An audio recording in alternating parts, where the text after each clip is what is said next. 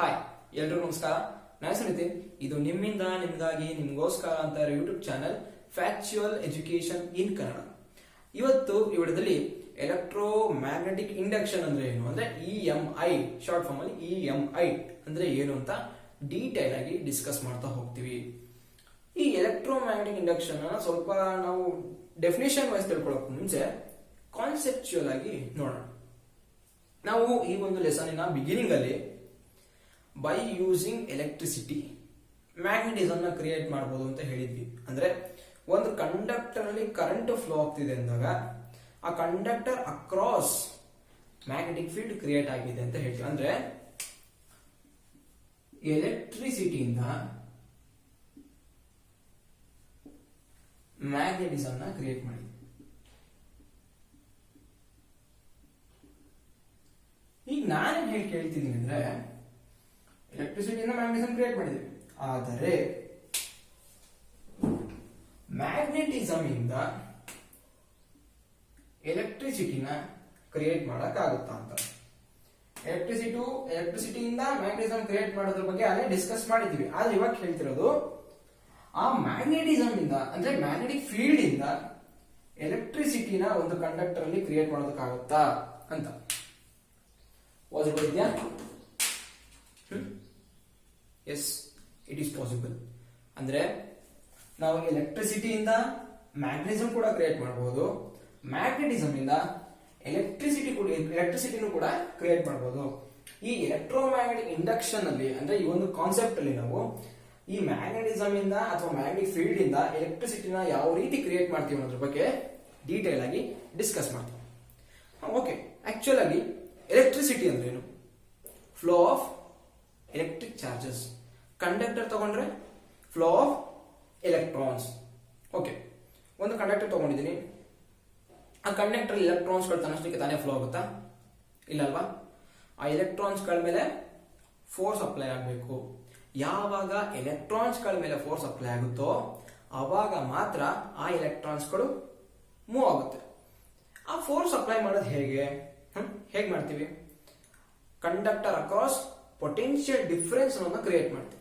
Potential difference ಹೆಂಗ್ create ಮಾಡ್ತೀವಿ? ಅದೊಂದು ಮೆಥಡ್ ಇದೆ. ಹೆಂಗೆ? ಬ್ಯಾಟ್ರಿ ಕನೆಕ್ಟ್ ಮಾಡ್ತೀವಿ. ಬ್ಯಾಟ್ರಿ ಕನೆಕ್ಟ್ ಮಾಡಿದ ತಕ್ಷಣ ಕಂಡಕ್ಟರ್ ಅಕ್ರಾಸ್ ಪೊಟೆನ್ಶಿಯಲ್ ಡಿಫರೆನ್ಸ್ ಅನ್ನೋದು ಕ್ರಿಯೇಟ್ ಆಗುತ್ತೆ. ಸೊ ಚಾರ್ಜಸ್ ಗಳು ಫ್ಲೋ ಆಗುತ್ತೆ. ನಿಮ್ಗೆ ಅರ್ಥ ಇಲ್ಲ ಅಂದ್ರೆ ಮುಂಚೆ ನಾನು ಹೇಳಿದ್ದೆ ಕೆಲವು ಹಿಂದೆ ವಿಡಿಯೋಸ್ ಗಳಲ್ಲಿ. ಎರಡು ಬೀಕರ್ಗಳು ತಗೊಳ್ತೀನಿ, ಓಕೆನಾ? ಎರಡರಲ್ಲೂ ಒಂದೇ ಲೆವೆಲ್ ಅಲ್ಲಿ ವಾಟರ್ ಫಿಲ್ ಮಾಡ್ತೀನಿ. ಸೈಜ್ ಕೂಡ ಸೇಮ್ ಇರಬೇಕು. ಓಕೆ, ಆಮೇಲೆ ಇವೆರಡು ಬೀಕರ್ನ ಒಂದು ಪೈಪ್ ಮೂಲಕ ಕನೆಕ್ಟ್ ಮಾಡ್ತೀನಿ. ಇದು ಬೀಕರ್ ಎ, ಬಿ. ಓಕೆ, ಈಗ ಪೈಪ್ ಕನೆಕ್ಟ್ ಮಾಡಿದ್ಮೇಲೆ ಕೂಡ ವಾಟರ್ ಇವಾಗ ನೀರು ಏನಿದೆಯಲ್ಲ ಬೀಕರ್ ಎ ಇಂದ ಬೀಕರ್ ಬಿಗೂ ಫ್ಲೋ ಆಗ್ತಿಲ್ಲ, ಅಥವಾ ಬೀಕರ್ ಬಿ ಇಂದ ಬೀಕರ್ ಎಗೂ ಫ್ಲೋ ಆಗ್ತಿಲ್ಲ. ಎಂತಕ್ಕಿರ್ಬೋದು? ಏತಕ್ಕೆ ಅಂದ್ರೆ ಈ ಮಧ್ಯದಲ್ಲಿ ನಾವೇನ್ ಪೈಪ್ ಕನೆಕ್ಟ್ ಮಾಡಿದೀವಲ್ಲ, ಈ ಪೈಪಿನ ಎರಡು ಟರ್ಮಿನಲ್, ಈ ಟರ್ಮಿನಲ್ ನಾನು ಸಿ ಅಂತ ಕರಿತೀನಿ, ಈ ಟರ್ಮಿನಲ್ ನ ಡಿ ಅಂತ ಕರಿತೀನಿ. ಈ ಎರಡೂ ಟರ್ಮಿನಲ್ ಅಲ್ಲಿ ಕೂಡ ವಾಟರ್ ಪ್ರೆಷರ್ ಏನಿದೆಯಲ್ಲ ಅದು ಸೇಮ್ ಇದೆ. ಈಗ ಎಲ್ಲಾದ್ರೂ ಒಂದ್ ಕಡೆ ಈ ಕಡೆ ಕಡಿಮೆ ಇದ್ದು ಈ ಕಡೆ ಜಾಸ್ತಿ ಇದ್ರೆ ಫ್ಲೋ ಆಗ್ತಿತ್ತು, ಅಥವಾ ಈ ಕಡೆ ಕಡಿಮೆ ಇದ್ದು ಆ ಕಡೆ ಜಾಸ್ತಿ ಇದ್ದಿದ್ರು ಫ್ಲೋ ಆಗ್ತಿತ್ತು. ಬಟ್ ಈ ಪಾಯಿಂಟ್ ಸಿ ಮತ್ತೆ ಪಾಯಿಂಟ್ ಡಿ ಅಂದ್ರೆ ಈ ಒಂದು ಟರ್ಮಿನಲ್ ಅಲ್ಲಿ ವಾಟರ್ ಪ್ರೆಷರ್ ಇದೆಯಲ್ಲ ಅದು ಈಕ್ವಲ್ ಇದೆ, ಸೇಮ್ ಇದೆ. ಸೊ ಅದಕ್ಕೆ ವಾಟರ್ ಈ ಕಡೆಯಿಂದ ಈ ಕಡೆ ಫ್ಲೋ ಆಗ್ತಿಲ್ಲ, ಈ ಕಡೆಯಿಂದ ಈ ಕಡೆ ಫ್ಲೋ ಆಗ್ತಿಲ್ಲ. ಅದೇ ರೀತಿ ಒಂದು ಕಂಡಕ್ಟರ್ ಅಲ್ಲಿ ಎಲೆಕ್ಟ್ರಿಸಿಟಿ ಫ್ಲೋ ಆಗಬೇಕು ಅಂದಾಗ ಅಥವಾ ಎಲೆಕ್ಟ್ರಾನ್ಸ್ ಗಳು ಫ್ಲೋ ಆಗಬೇಕು ಅಂದಾಗ ಈ ಟರ್ಮಿನಲ್ ಮತ್ತೆ ಈ ಟರ್ಮಿನಲ್ ಅಲ್ಲಿ ಎಲೆಕ್ಟ್ರಿಕ್ ಪ್ರೆಷರ್ ಅಥವಾ ಎಲೆಕ್ಟ್ರಿಕ್ ಪೊಟೆನ್ಶಿಯಲ್ ಅನ್ನೋದು ಬೇರೆ ಬೇರೆ ಇರಬೇಕು. ಇವೆರಡರ ನಡುವೆ ಎಲೆಕ್ಟ್ರಿಕ್ ಪೊಟೆನ್ಶಿಯಲ್ ಡಿಫರೆನ್ಸ್ ಅನ್ನೋದು ಕ್ರಿಯೇಟ್ ಆದಾಗ ಮಾತ್ರ ಎಲೆಕ್ಟ್ರಾನ್ಸ್ ಗಳು ಫ್ಲೋ ಆಗುತ್ತೆ. ಈ ಪೊಟೆನ್ಶಿಯಲ್ ಡಿಫರೆನ್ಸ್ ನ ಕ್ರಿಯೇಟ್ ಮಾಡೋದು ಹೇಗೆ? ಬ್ಯಾಟ್ರಿನ ಕನೆಕ್ಟ್ ಮಾಡ್ತೀವಿ. ಬ್ಯಾಟ್ರಿ ಕನೆಕ್ಟ್ ಮಾಡೋದು ಒಂದು ಮೆಥಡ್ ಅಷ್ಟೇ. ಪೊಟೆನ್ಶಿಯಲ್ ಡಿಫರೆನ್ಸ್ ನ ಕ್ರಿಯೇಟ್ ಮಾಡಬೇಕು ಅಂತ ಬ್ಯಾಟ್ರಿನ ಕನೆಕ್ಟ್ ಮಾಡ್ತೀವಿ. ನಾವು ಬೇಕಾದ್ರೆ ವಿತೌಟ್ ಬ್ಯಾಟ್ರಿ, ಆ ಬ್ಯಾಟ್ರಿನ ಯೂಸ್ ಮಾಡದೆ ಪೊಟೆನ್ಶಿಯಲ್ ಡಿಫರೆನ್ಸ್ ಕ್ರಿಯೇಟ್ ಮಾಡಿದ್ರು ಎಲೆಕ್ಟ್ರಾನ್ಸ್ ಗಳು ಫ್ಲೋ ಆಗುತ್ತೆ. ಅಂದ್ರೆ ಎಲೆಕ್ಟ್ರಾನ್ಸ್ ಗಳು ಫ್ಲೋ ಆಗಕ್ಕೆ ಬೇಕಾಗಿರೋದು ಪೊಟೆನ್ಶಿಯಲ್ ಡಿಫರೆನ್ಸ್ ಅಷ್ಟೇ, ಬ್ಯಾಟ್ರಿನೇ ಬೇಕು ಅಂತಲ್ಲ. ಯಾಕೆಂದ್ರೆ ಬ್ಯಾಟ್ರಿ ವರ್ಕ್ ಏನು? ಪೊಟೆನ್ಶಿಯಲ್ ಡಿಫರೆನ್ಸ್ ಮಾಡೋದು. ಆ ಪೊಟೆನ್ಶಿಯಲ್ ಡಿಫರೆನ್ಸ್ ನಾನು ಬೇರೆ ಒಂದು ಮೆಥಡ್ ಮೂಲಕ ಕ್ರಿಯೇಟ್ ಮಾಡ್ತೀನಿ ಅಂದಾಗ ಕರೆಂಟ್ ಫ್ಲೋ ಆಗೇ ಆಗುತ್ತೆ. ಸೊ ನಾನು ಇದನ್ನೆಲ್ಲ ಏನಕ್ಕೆ ಹೇಳ್ತಿದ್ದೀನಿ ಅಂದ್ರೆ, ಮ್ಯಾಗ್ನೆಟಿಸಮ್ ಇಂದ ಎಲೆಕ್ಟ್ರಿಸಿಟಿನ ಹೆಂಗ್ ಕ್ರಿಯೇಟ್ ಮಾಡ್ತೀವಿ ಅಂದಾಗ, ಬೈ ಯೂಸಿಂಗ್ ಮ್ಯಾಗ್ನೆಟಿಕ್ ಫೀಲ್ಡ್ ನಾವು ಒಂದು ಕಂಡಕ್ಟರ್ ಅಕ್ರಾಸ್ ಪೊಟೆನ್ಶಿಯಲ್ ಡಿಫರೆನ್ಸ್ ನ ಕ್ರಿಯೇಟ್ ಮಾಡ್ತೀವಿ. ಸೊ ಅವಾಗ ಬ್ಯಾಟ್ರಿ ಅವಶ್ಯಕತೆ ಇರೋದೇ ಇಲ್ಲ. ಅಲ್ಲಿ ಬ್ಯಾಟ್ರಿ ಏನ್ ವರ್ಕ್ ಮಾಡುತ್ತೆ, ಪೊಟೆನ್ಶಿಯಲ್ ಡಿಫರೆನ್ಸ್ ಕ್ರಿಯೇಟ್ ಮಾಡುತ್ತೆ. ಅದೇ ಕೆಲಸನ ನಾವು ಮ್ಯಾಗ್ನೆಟಿಕ್ ಫೀಲ್ಡ್ ಯೂಸ್ ಮಾಡ್ಕೊಂಡು ಮಾಡಿದ್ರೆ ಕರೆಂಟ್ ಫ್ಲೋ ಆಗಿ ಆಗುತ್ತೆ. ಅದೇ ರೀತಿ ಮ್ಯಾಗ್ನೆಟಿಸಮ್ ಇಂದ ಎಲೆಕ್ಟ್ರಿಸಿಟಿ ಅನ್ನೋದನ್ನ ಕ್ರಿಯೇಟ್ ಮಾಡಬಹುದು. ನಮ್ಗೀಗ ಮ್ಯಾಗ್ನೆಟಿಕ್ ಫೀಲ್ಡ್ ನ ಯೂಸ್ ಮಾಡಿಕೊಂಡು ಎಲೆಕ್ಟ್ರಿಸಿಟಿನ ಯಾವ ರೀತಿ ಕ್ರಿಯೇಟ್ ಮಾಡ್ತೀವಿ ಅಂತ ಗೊತ್ತಾಯ್ತು. ಈಗ ಅದೇ ಕಾನ್ಸೆಪ್ಟ್ ನಾವು ಕೆಲವು ಆಕ್ಟಿವಿಟಿ ಮೂಲಕ ಡಿಸ್ಕಸ್ ಮಾಡ್ತಾ ಹೋಗೋಣ. ಒಂದು ಪೇಪರ್ ರೋಲ್ ತಗೊಳ್ತೀನಿ.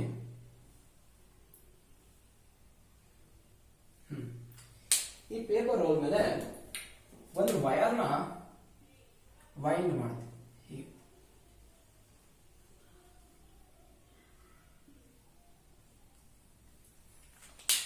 ಈ ವೈರ್ ಟರ್ಮಿನಲ್ಸ್ ನಾನು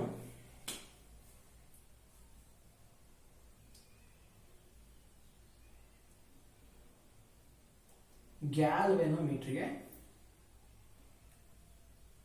ಕನೆಕ್ಟ್ ಮಾಡಿ. ರೀಡಿಂಗ್ 0, 10, 20, 30 ಅಂತ ಇರುತ್ತೆ. ಈ ಕಡೆನೂ 10, 20, 30. ಈಗ ಬಂದಿರುತ್ತೆ ಗ್ಯಾಲ್ವೆನೋಮೀಟರ್ ಅಂದ್ರೆ ಏನು ಅಂತ. ಗ್ಯಾಲ್ವೆನೋಮೀಟರ್ ಅನ್ನೋದು ಒಂದು ಇನ್ಸ್ಟ್ರೂಮೆಂಟ್. ಆ ಇನ್ಸ್ಟ್ರೂಮೆಂಟ್ ನ ಎಂತ ಯೂಸ್ ಮಾಡ್ತೀವಿ ಅಂದ್ರೆ, ಒಂದು ಸರ್ಕ್ಯೂಟ್ ಅಲ್ಲಿ ಕರೆಂಟ್ ಇದೆಯಾ ಅಂತ ನಾವು ಡಿಟೆಕ್ಟ್ ಮಾಡೋದಕ್ಕೋಸ್ಕರ ಈ ಒಂದು ಗ್ಯಾಲ್ವೆನೋಮೀಟರ್ ನ ಯೂಸ್ ಮಾಡ್ತಿದ್ವಿ. ಅಂದ್ರೆ ಇಲ್ಲಿ ಕನೆಕ್ಟ್ ಮಾಡಿದ ಉದ್ದೇಶ ಏನು, ಈ ಒಂದು ಸರ್ಕ್ಯೂಟ್ ಅಲ್ಲಿ ಅಕಸ್ಮಾತ್ ಕರೆಂಟ್ ಏನಾದ್ರೂ ಫ್ಲೋ ಆದ್ರೆ ಇಲ್ಲಿ ನೀಡಲ್ ಡಿಫ್ಲೆಕ್ಟ್ ಆಗುತ್ತೆ. ಸೊ ಗ್ಯಾಲ್ವೆನೋಮೀಟರ್ ಡೆಫಿನಿಷನ್ ಕೇಳಿದೆ ಅಂತ ಹೇಳ್ತೀರಾ, it is an instrument which is used to detect the electricity present in the circuit. Okay, galvanometer ಈ ರೀತಿ ಇದೆ ಅನ್ಕೊಳ್ಳಿ. ನೀಡಲ್ 0, 10, 20, 30, 10, 20, 30. 0 ಡಿಫ್ಲೆಕ್ಷನ್ ಅಂದ್ರೆ ಸರ್ಕ್ಯೂಟ್ ಅಲ್ಲಿ ಕರೆಂಟ್ 0 ಅಂತ. ಅಕಸ್ಮಾತ್ ಸರ್ಕ್ಯೂಟ್ ಅಲ್ಲಿ ಒಂದ್ ಸ್ವಲ್ಪ ಕರೆಂಟ್ ಯಾವ ಡೈರೆಕ್ಷನ್, ಈ ಕಡೆ ಕರೆಂಟ್ ಫ್ಲೋ ಆಯ್ತು ಅಂತ ಅನ್ಕೊಳ್ಳಿ. ಓಕೆ, ಆಗ ನೀಡಲ್ ಈ ರೀತಿ ಡಿಫ್ಲೆಕ್ಟ್ ಆಗಬಹುದು. ನಾನು ರೈಟ್ಗೆ ಆಗ್ಬೇಕು ಅಥವಾ ಲೆಫ್ಟ್ಗೆ ಆಗ್ಬೇಕು ಅಂತ ಹೇಳ್ತಿಲ್ಲ, ಯಾವ್ದಾದ್ರು ಒಂದು ಡೈರೆಕ್ಷನ್ ಅಲ್ಲಿ ಡಿಫ್ಲೆಕ್ಟ್ ಆಗುತ್ತೆ. ಆ ಕರೆಂಟ್ ವ್ಯಾಲ್ಯೂನ ನಾವು ಇನ್ಕ್ರೀಸ್ ಮಾಡಿದಾಗ ಸರ್ಕ್ಯೂಟ್ ಅಲ್ಲಿ ಡಿಫ್ಲೆಕ್ಷನ್ ಕೂಡ ಜಾಸ್ತಿ ಆಗುತ್ತೆ. ಮುಂಚೆ ಇಲ್ಲಿ ಈ ಕಡೆ ಡಿಫ್ಲೆಕ್ಷನ್ ಇತ್ತು, ಕರೆಂಟ್ ವ್ಯಾಲ್ಯೂ ಜಾಸ್ತಿ ಮಾಡಿದಾಗ ಡಿಫ್ಲೆಕ್ಷನ್ ಇನ್ನೂ ಜಾಸ್ತಿ ಆಗುತ್ತೆ. ನೆಕ್ಸ್ಟ್ ಏನ್ ಮಾಡ್ತೀನಿ, ಕರೆಂಟ್ ಡೈರೆಕ್ಷನ್ ಚೇಂಜ್ ಮಾಡ್ತೀನಿ ಈ ಕಡೆ. ಆಗ ಗ್ಯಾಲ್ವೆನೋಮೀಟರ್ ಕೂಡ ಡಿಫ್ಲೆಕ್ಷನ್ ಕೂಡ ಚೇಂಜ್ ಆಗುತ್ತೆ. ನೀವು ಮತ್ತೆ ಇನ್ಕ್ರೀಸ್ ಮಾಡ್ತೀನಿ ಅಂದಾಗ ಡಿಫ್ಲೆಕ್ಷನ್ ಕೂಡ ಜಾಸ್ತಿ ಆಗುತ್ತೆ. ಅಂದ್ರೆ ಇದು ಮೆಜರ್ ಮಾಡ್ತಾ ಇಲ್ಲ, ಸರ್ಕ್ಯೂಟ್ ಅಲ್ಲಿ ಎಷ್ಟು ಕರೆಂಟ್ ಬರ್ತಿದೆ ಅಂತ ಮೆಜರ್ ಮಾಡ್ತಾ ಇಲ್ಲ, ಸುಮ್ಮನೆ ನಮಗೊಂದು ರಫ್ ಐಡಿಯಾ ಕೊಡ್ತಾ ಇದೆ. ಅಥವಾ ಕರೆಂಟ್ ಜಾಸ್ತಿ ಆದ್ರೆ ಡಿಫ್ಲೆಕ್ಷನ್ ಕೂಡ ಜಾಸ್ತಿ ತೋರಿಸ್ತಾ ಇದೆ, ಅಥವಾ ಕರೆಂಟ್ ಇಲ್ಲ ಅಂದ್ರೆ ನೋಡಿ ಸರ್ಕ್ಯೂಟ್ ಕರೆಂಟ್ ಇಲ್ಲ ಅಂತ 0 ಡಿಫ್ಲೆಕ್ಷನ್ ತೋರಿಸ್ತಿದೆ. ಅಂದ್ರೆ ಈ ಗ್ಯಾಲ್ವೆನೋಮೀಟರ್ ಏನ್ ಯೂಸ್ ಮಾಡ್ತೀವಿ ಅಂದ್ರೆ, ಸರ್ಕ್ಯೂಟ್ ಅಲ್ಲಿ ಕರೆಂಟ್ ಇದೆಯಾ ಅಥವಾ ಸರ್ಕ್ಯೂಟ್ ಅಲ್ಲಿ ಡೈರೆಕ್ಷನ್ ಚೇಂಜ್ ಆದಾಗಲೂ ಕೂಡ ಇದಕ್ಕೆ ಡಿಫ್ಲೆಕ್ಷನ್ ಚೇಂಜ್ ಮಾಡ್ತಾ ಹೋಗುತ್ತೆ. ಈಗ ಗ್ಯಾಲ್ವೆನೋಮೀಟರ್ ಅಂದ್ರೆ ಏನು ಅಂತ ನಿಮಗೆ ಒಂದು ಐಡಿಯಾ ಗೊತ್ತಾಗಿರುತ್ತೆ. ಈಗ ಈ ಒಂದು ರೀಜನ್ಗೆ ನಾನು ಮ್ಯಾಗ್ನೆಟ್ ನ ತಗೊಂಡ್ಬರ್ತೀನಿ. ಇದು ಪಾಯಿಂಟ್ O ಅಂತ ತಗೊಳ್ಳಿ, north pole, south pole. Magnet ನ ಈ ಡೈರೆಕ್ಷನ್ ಮೂವ್ ಮಾಡ್ತೀನಿ. ಈ ಮ್ಯಾಗ್ನೆಟ್ ಮೂವ್ ಆಗ್ತಾ ಬರ್ಬೇಕಾದ್ರೆ ಗ್ಯಾಲ್ವೆನೋಮೀಟರ್ ಇರೋ ಈ ಒಂದು ನೀಡಲ್ ಇದೆಯಲ್ಲ, ಈ ನೀಡಲ್ ಡಿಫ್ಲೆಕ್ಟ್ ಆಗುತ್ತೆ. ಅದು ರೈಟ್ ಗಾದ್ರೆ ಡಿಫ್ಲೆಕ್ಟ್ ಆಗ್ಬೋದು, ಲೆಫ್ಟ್ ಗಾದ್ರೆ ಡಿಫ್ಲೆಕ್ಟ್ ಆಗ್ಬೋದು. ನಾನು ರೈಟ್ ಗೆ ತಗೊಳ್ತಾ ಇದ್ದೀನಿ. ಓಕೆ, ಯಾವಾಗ ಡಿಫ್ಲೆಕ್ಟ್ ಆಗುತ್ತೆ, ಆ ಒಂದು ಮ್ಯಾಗ್ನೆಟ್ ಮೂವ್ ಆಗುವಾಗ ಮಾತ್ರ. ಈಗ ಯಾವ್ದೋ ಒಂದು ಪಾಯಿಂಟ್ ತಗೊಳ್ತೀನಿ ನಾನು ಇಲ್ಲಿ, P. ಈ ಪಾಯಿಂಟ್ O ಇಂದ P ವರೆಗೂ ಮ್ಯಾಗ್ನೆಟ್ ಮೂವ್ ಆಗ್ತಾ ಬರೋ ಟೈಮಲ್ಲಿ, ಮೂವ್ ಆಗೋ ಟೈಮಲ್ಲಿ ನೀಡಲ್ ಡಿಫ್ಲೆಕ್ಟ್ ಆಗೇ ಇರುತ್ತೆ. ಬಟ್ ಯಾವಾಗ ಆ ಪಾಯಿಂಟ್ ಅಲ್ಲಿ ಬಂದು ಮ್ಯಾಗ್ನೆಟ್ ಸ್ಟಾಪ್ ಮಾಡ್ತೀನೋ, ನೀಡಲ್ ಮತ್ತೆ 0 ಆಗುತ್ತೆ. ನೆಕ್ಸ್ಟ್ ಏನ್ ಮಾಡ್ತೀನಿ, ಇನ್ನೊಂದು ಯಾವ್ದೋ ಒಂದು ಪಾಯಿಂಟ್ Q ತಗೊಳ್ತೀನಿ. ಆ ಪಾಯಿಂಟ್ ವರೆಗೂ ಮತ್ತೆ ಮ್ಯಾಗ್ನೆಟ್ ನ ಮೂವ್ ಮಾಡ್ತೀನಿ, ನಾರ್ತ್ ಪೋಲ್, ಸೌತ್ ಪೋಲ್, ಈ ರೀತಿ ಮೂವ್ ಮಾಡ್ತೀನಿ. ಮತ್ತೆ ಈ P ಇಂದ Q ವರೆಗೂ ಮೂವ್ ಮಾಡೋ ಟೈಮ್ ಅಲ್ಲಿ ನೀಡಲ್ ಮತ್ತೆ ಡಿಫ್ಲೆಕ್ಟ್ ಆಗುತ್ತೆ ಅದೇ ಡೈರೆಕ್ಷನ್ ಅಲ್ಲಿ. ಓಕೆ, ಬಟ್ Q ಹತ್ರ ಬಂದು ಸ್ಟಾಪ್ ಆದ ತಕ್ಷಣ ಮತ್ತೆ ನೀಡಲ್ಲು 0 ಹತ್ರ ನಿಂತ್ಕೊಳ್ಳುತ್ತೆ. ಗ್ಯಾಲ್ವೆನೋಮೀಟರ್ ಅಲ್ಲಿ ನೀಡಲ್ ಈ ರೀತಿ ಡಿಫ್ಲೆಕ್ಟ್ ಆಗ್ತಿದೆ ಅಂದ್ರೆ ಮೀನಿಂಗ್ ಏನು? ಗ್ಯಾಲೋಮೀಟರ್ ಇರೋದಕ್ಕೆ ಒಂದು ಸರ್ಕ್ಯೂಟ್ ಅಲ್ಲಿ ಕರೆಂಟ್ ನ ಡಿಟೆಕ್ಟ್ ಮಾಡೋದಕ್ಕೆ ಅಲ್ವಾ? ಹಾಗಾದ್ರೆ ಈ ಒಂದು ಗ್ಯಾಲೋಮೀಟರ್ ಇವಾಗ ನೀಡಲ್ ಡಿಫ್ಲೆಕ್ಟ್ ಆಗ್ತಿತ್ತು ಅಂದ್ರೆ ಈ ಒಂದು ಕಾಯಿಲ್ ಅಲ್ಲಿ, ಈ ಒಂದು ವೈರ್ ಅಲ್ಲಿ ಎಲೆಕ್ಟ್ರಿಸಿಟಿ ಕ್ರಿಯೇಟ್ ಆಗಿದೆ ಅಂದ್ರೆ ನಾವು ಬ್ಯಾಟ್ರಿನೇ ಕನೆಕ್ಟ್ ಮಾಡಿಲ್ಲ, ಮತ್ತೆ ಎಲೆಕ್ಟ್ರಿಸಿಟಿ ಹಿಂಗ್ ಕ್ರಿಯೇಟ್ ಆಯ್ತು. ಎಲೆಕ್ಟ್ರಿಸಿಟಿ ಕ್ರಿಯೇಟ್ ಆಗೇ ಇದೆ. ಹಿಂಗೆ ನೀಡಲ್ ಡಿಫ್ಲೆಕ್ಟ್ ಆಗಿದೆ ನಾವು ನೋಡಿದೀವಿ. ಯಾಕಂದ್ರೆ O to P ಮೂವ್ ಮಾಡ್ಬೇಕಾದ್ರೆ ನೀಡಲ್ ಡಿಫ್ಲೆಕ್ಟ್ ಆಗಿದೆ, ಮತ್ತೆ P ಇಂದ Q ಮ್ಯಾಗ್ನೆಟ್ ಮೂವ್ ಮಾಡ್ಬೇಕಾದ್ರೆ ಅದೇ ಡೈರೆಕ್ಷನ್ ಮತ್ತೆ ಡಿಫ್ಲೆಕ್ಟ್ ಆಗಿದೆ. ಬಟ್ ಆ ಮ್ಯಾಗ್ನೆಟ್ಸ್ ಗಳು ಸ್ಟಾಪ್ ಆದಾಗ ನೀಡಲ್ 0 ಬಂದಿದೆ. ಅಂದ್ರೆ ನೀಡಲ್ 0 ಹತ್ರ ಇದೆ ಅಂದಾಗ ಆ ಟೈಮಲ್ಲಿ ಸರ್ಕ್ಯೂಟ್ ಅಲ್ಲಿ ಕರೆಂಟ್ ಫ್ಲೋ ಆಗಿಲ್ಲ. ಯಾವಾಗ ಡಿಫ್ಲೆಕ್ಟ್ ಆಗುತ್ತೋ ಆ ಟೈಮಲ್ಲಿ ಕರೆಂಟ್ ಫ್ಲೋ ಆಗಿದೆ ಅಂತ ಅರ್ಥ. ಹಾಗಾದ್ರೆ ಈ ಒಂದು ಸರ್ಕ್ಯೂಟ್ ಕರೆಂಟ್ ಕ್ರಿಯೇಟ್ ಆಗಿದೆ ಅಂತ ಗೊತ್ತಾಯ್ತು. ಬಟ್ ನಾವು ಬ್ಯಾಟರಿ ಕನೆಕ್ಟ್ ಮಾಡಿಲ್ಲ, ಈ ಒಂದು ಕರೆಂಟ್ ಕ್ರಿಯೇಟ್ ಆಗಿದೆ. ಹೆಂಗೆ ನೋಡ, ಬಿಗಿನಿಂಗ್ ಅಲ್ಲಿ ಮ್ಯಾಗ್ನೆಟ್ ಎಲ್ಲಿತ್ತು? ಓ ಓಕೆ. ಈಗ ನಾನು ಏನ್ ಮಾಡ್ತೀನಿ ಅಂದ್ರೆ ಸ್ವಲ್ಪ ಮ್ಯಾಗ್ನೆಟ್ ದೊಡ್ಡದಾಗಿ ಬರೀತೀನಿ. ಓಕೆನಾ? 4 ಸ್ವಲ್ಪ ಪಾಯಿಂಟ್ O ನಲ್ಲಿ ಮ್ಯಾಗ್ನೆಟ್ ಇದ್ದಾಗ ಈಗ ಮ್ಯಾಗ್ನೆಟಿಗೆ ನಾನು ಫೀಲ್ಡ್ ಲೈನ್ಸ್ ನ ಬರೀತೀನಿ. ಅದರಿಂದ ಕ್ರಿಯೇಟ್ ಆಗಿರೋ ಮ್ಯಾಗ್ನೆಟಿಕ್ ಫೀಲ್ಡ್ ಲೈನ್ಸ್.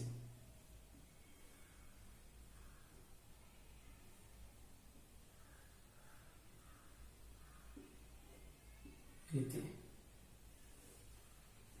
ತುಂಬಾ ದೊಡ್ಡದಾಗಿರುತ್ತೆ ಫೀಲ್ಡ್. ನನ್ನ ಬೋರ್ಡ್ ಚಿಕ್ತಿದೆ, ಸೊ ಇದಕ್ಕೆ ಎಷ್ಟು ಕಡಿಮೆ ಆಗುತ್ತೋ ಅಷ್ಟು ಚಿಕ್ಕದಾಗಿ ಬರೀತಾ ಇದೆ.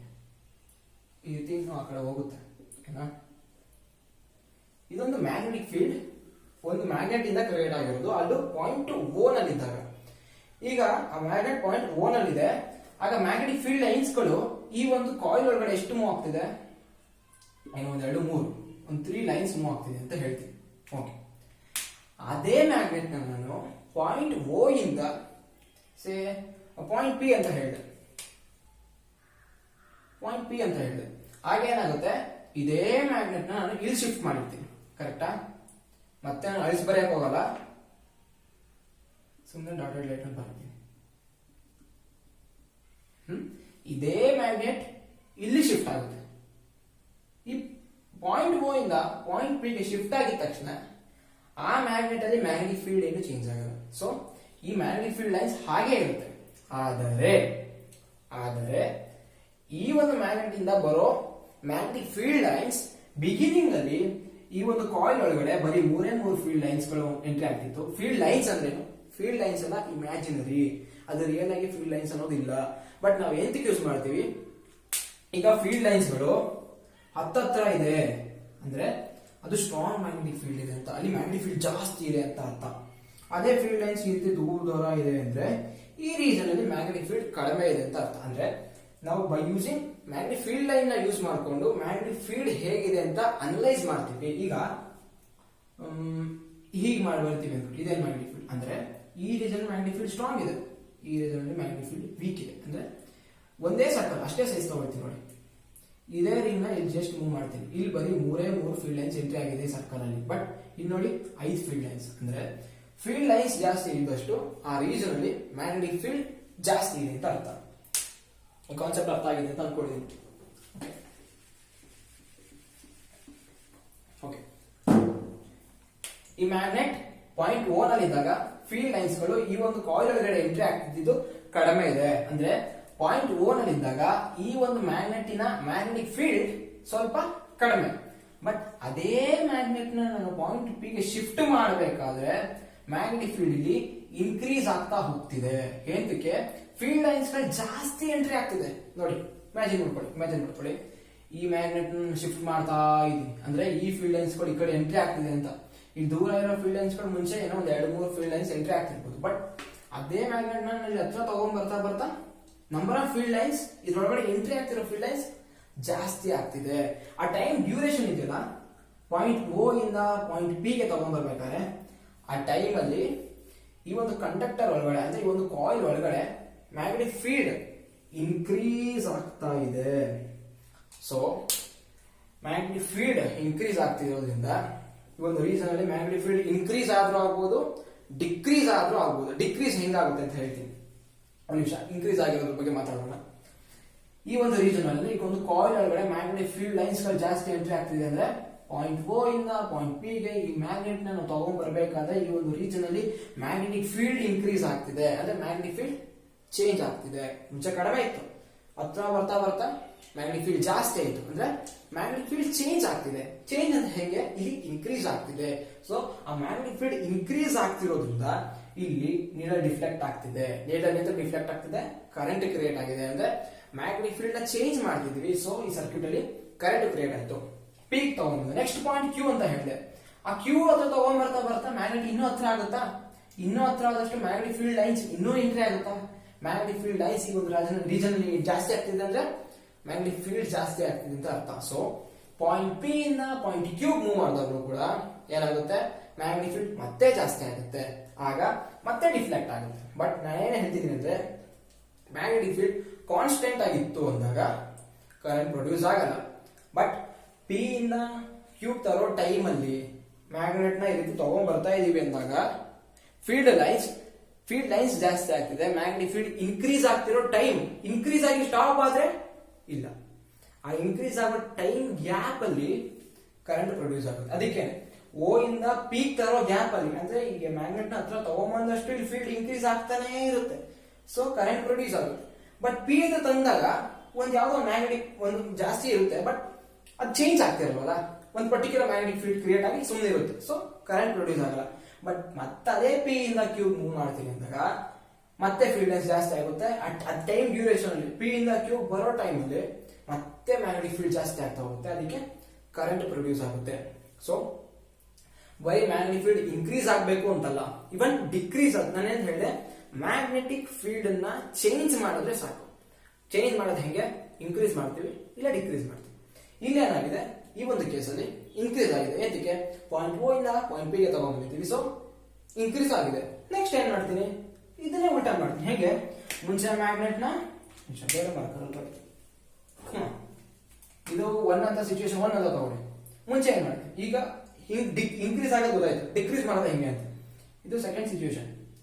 ಮ್ಯಾಗ್ನೆಟ್ ಮುಂಚೆ ಪಾಯಿಂಟ್ ಪಿ ನಲ್ಲಿ ಇತ್ತು, ಇದನ್ನ ಇಲ್ಲೇ ಬರಿತಿದ್ದೀನಿ ಅಂತ ಇಮ್ಯಾಜಿನ್ ಮಾಡ್ಕೊಳ್ಳಿ. ಅವೆಲ್ಲ ಅಳಿಸ್ಬಿಟ್ರೆ ಮತ್ತೆ ಕನ್ಫ್ಯೂಸ್ ಆಗುತ್ತೆ ನಿಮಗೆ. ಸೊ ಇದನ್ನ ಇಲ್ಲೇ ಬರಿತಿದ್ದೀನಿ ಅಂತ ಇಮ್ಯಾಜಿನ್ ಮಾಡ್ಕೊಳ್ಳಿ. ಮುಂಚೆ ಪಾಯಿಂಟ್ ಪಿ ನಲ್ಲಿ ಮ್ಯಾಗ್ನೆಟ್ ಇಟ್ಟಿದ್ದೆ, ನಾರ್ತ್ ಪೋಲ್ ಸೌತ್ ಪೋಲ್.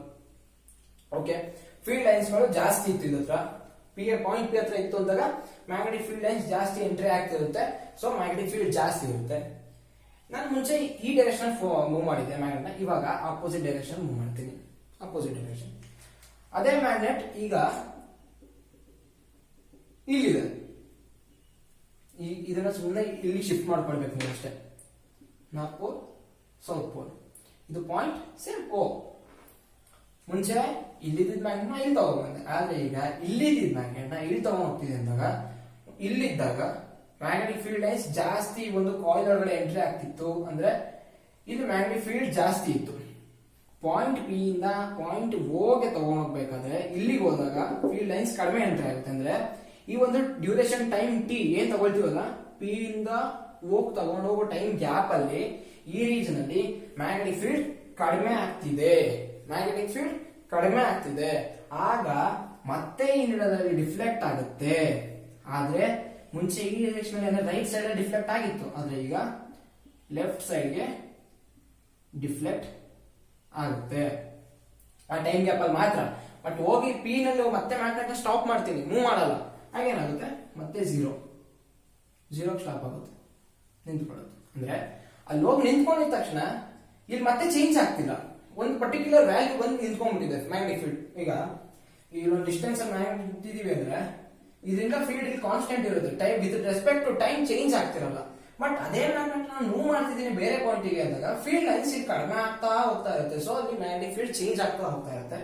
ಆ ಒಂದು ಟೈಮ್ ಡ್ಯೂರೇಷನ್ ಅಲ್ಲಿ ಸರ್ಕ್ಯೂಟ್ ಅಲ್ಲಿ ಕರೆಂಟ್ ಕ್ರಿಯೇಟ್ ಆಗುತ್ತೆ. ಈಗ ನಾನು ಬೇರೆ ಇನ್ನೊಂದು ಯಾವ ಪಾಯಿಂಟ್ ಕ್ಯೂ ತಗೊಳ್ತೀನಿ, ಓಕೆನಾ. ಈ ಓ ಇಂದ ಕ್ಯೂಗೆ ಮತ್ತೆ ನಾನು ಮ್ಯಾಗ್ನೆಟ್ ನ ಮೂವ್ ಮಾಡ್ತೀನಿ ಅಂದಾಗ ಮ್ಯಾಗ್ನೆಟ್ ಇನ್ನೂ ದೂರ ಹೋಗುತ್ತೆ, ಅಂದ್ರೆ ಫೀಲ್ಡ್ ಲೈನ್ಸ್ ಇನ್ನೂ ಕಡಿಮೆ ಆಗ್ತಾ ಹೋಗುತ್ತೆ. ಕಡಿಮೆ ಆಗ್ತಿದೆ ಅಂದ್ರೆ ಮ್ಯಾಗ್ನೆಟಿಕ್ ಫೀಲ್ಡ್ ಮತ್ತೆ ಕಡಿಮೆ ಆಗ್ತಾ ಇದೆ ಅಂತ ಅರ್ಥ. ಅವಾಗ ಮತ್ತೆ ಡಿಫ್ಲೆಕ್ಟ್ ಆಗುತ್ತೆ, ಸೇಮ್ ಈ ಕಡೆ ಡಿಫ್ಲೆಕ್ಟ್ ಆಗುತ್ತೆ.